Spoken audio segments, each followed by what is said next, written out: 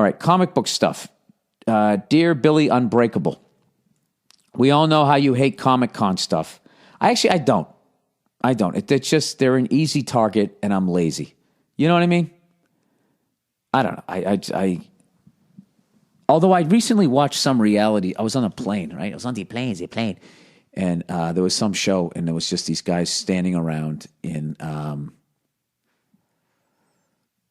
what the fuck? It's a comic book store out here, and I started to watch it, and they were all doing that fucking, if this comic book guy fought that comic book guy. And I can't sit through that, but I can sit through, dude, who is better, Gretzky or Lemieux? I'm telling you, if Lemieux didn't have those years off, I'll fucking stay in that forever. But, you know, I can't get into comic book shit as much as, you know, I liked the superheroes when I was growing up. But then, you know, I got older and I grew up. All right. Superhero movies and Loot Crate. I don't hate that shit. I just like making fun of it. He said, you've mentioned in the past the only superhero you liked was Luke Cage, a.k.a. Power Man. No, I like Spider-Man too. Captain America, Iron Man. Batman was cool. More the comic book. On TV was, you know, I liked that show when I was younger, but then it was just sort of silly, too campy for me. I liked the Heath Ledger Batman. And I loved that Christian Bale, you know, even if everybody made fun of his voice, it fucking made sense that he would change the sound of his fucking voice. You know? You guys know what my voice sounded like. If I had a 3/4 fucking mask on and I just started talking to you, you'd be like, dude, what the fuck's with the mask, Bill? You know? Anyways. Well, you should be excited to know he has his own Netflix series now. Get the fuck out of here. Luke Cage does. It's super popular and getting attention, not just because it's great, but also because it's topical. It knowingly acknowledges the significance of a bulletproof African American wearing a hoodie. Through the series, Luke engages with police officers who shoot him and leave holes in his hoodies. The police often interrogate and harass black people in Harlem who have done nothing wrong. Oh, I got to watch that. He goes, my questions are, do you still like Luke Cage? Will you watch the series? Yes. Do you think it's good to acknowledge Trayvon Martin and the Black Lives Matter movement in this way? Yeah, why not? When you watch those Pixar movies, they talk about global warming. You know, they had the ant thing and they go, you know, one ant's not tough, but you got to, if all the ants start moving, they could take us over. That was all about like the fucking Bilderberg people. If they can do all of that shit, why can't they bring up that stuff? I love it. Is that a good way to acknowledge this? First of all, who the fuck am I to say that? That's not an issue that has made my life like, I don't have to worry about my life. You know what I mean? So I would ask, why don't you ask black people that? Do you think it's good to acknowledge? Anyways, love your podcast and your stand-up. Greetings from Ontario.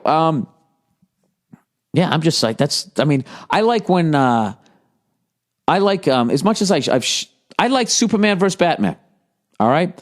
I like when they do the comic book stuff, and as much as, like, you know, the people can fly and they're fucking the size of an ant and shit like that, the more reality that they bring into it, the more grounded that they keep it, the more I like it. And I know Superman versus fucking Batman, they're like, Jesus, how many people did they fucking kill? That never entered my mind. I didn't give a shit. They're like, they did billions of dollars worth of damage. Who gives a fuck?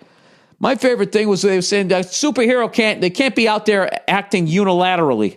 Like they didn't like that Superman was going around just helping everybody, regardless of, whether they would trade with the United States or not. And I just love that the United States felt that they could claim Superman. It was fucked up. I guess he got adopted by United States parents and he did get a free education. Yeah, what the fuck are you doing?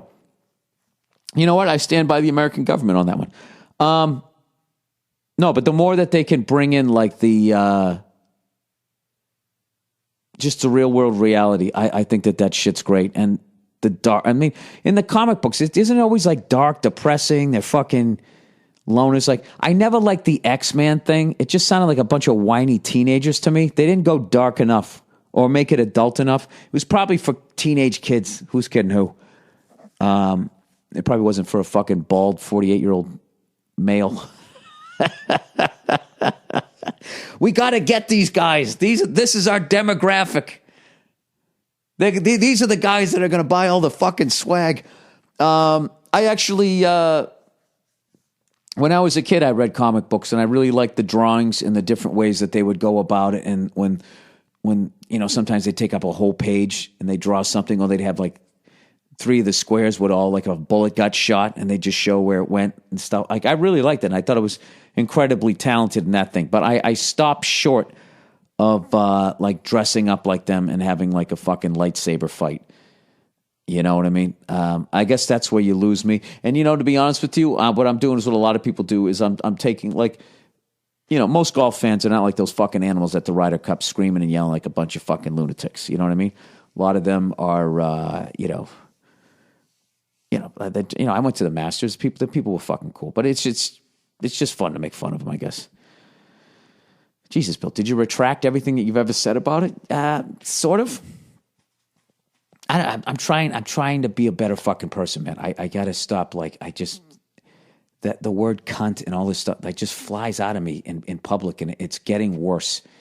And, it's gotten to the point where now it actually, for the first time in my life, like, embarrasses me. So I'm trying to see the other side of that. And I know people are like, well, then you're not going to be funny anymore.